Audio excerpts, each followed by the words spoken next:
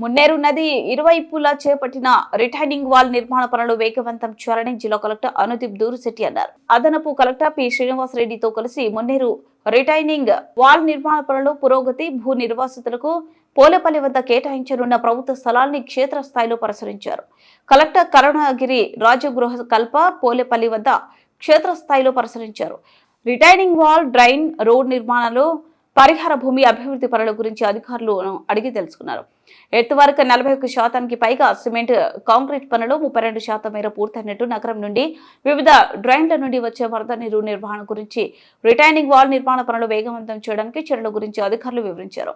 ఈ సందర్భంగా జిల్లా కలెక్టర్ అనుదీప్ దూరుశెట్టి మాట్లాడుతూ మున్నేరు నదికి ఇరువైపులా 8.5 కిలోమీటర్ల చొప్పున మొత్తం 17 కిలోమీటర్లు రిటైనింగ్ వాల్ నిర్మాణం చేపట్టాలందని, దీనికోసం 138 ఎకరాల పట్టా భూమి సేకరించాల్సి ఉందని తెలిపారు.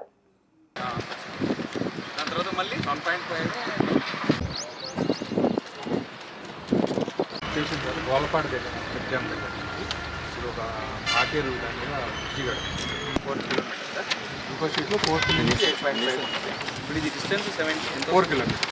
ఇది ఇక్కడ 5 కిలోమీటర్స్, 6 కిలోమీటర్లు.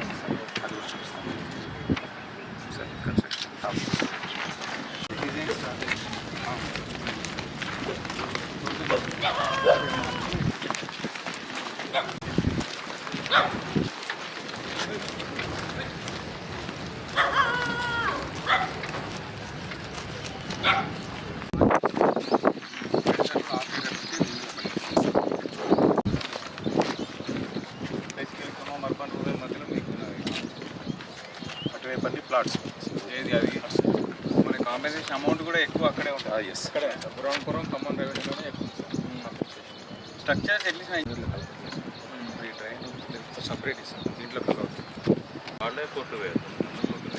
ఎవరు అర్బన్ వాళ్ళ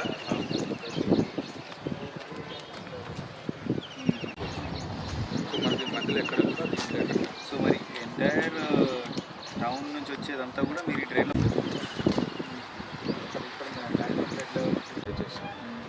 టౌన్ నుంచి వచ్చేది 9 అందుకే మనం ఏం చేస్తాం, 0 దగ్గర కాకుండా ఇంకా 500 మీటర్స్ ముందుకెళ్ళి కలిపి సో అక్కడ మళ్ళీ 16 ml మళ్ళీ అది కూడా తీసుకున్నాం సార్ క్యాల్కులేషన్. వాళ్ళకి కూడా బెటరే కదండి.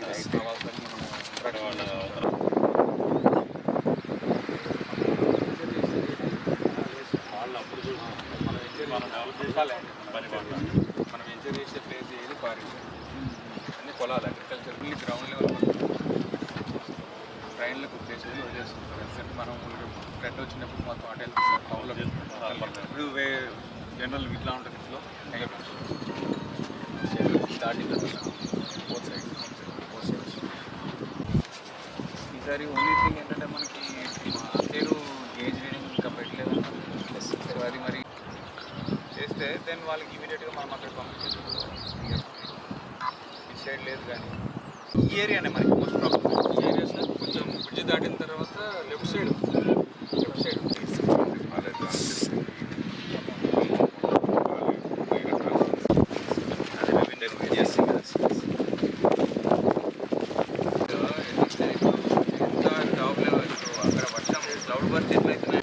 కాబట్టి ఈసారి కూడా క్లౌడ్ బర్స్ట్ అవే ఛాన్స్ ఉంటుంది. దాంట్లో ఆపలేము. మీరు కానీ క్లౌడ్ బర్స్ట్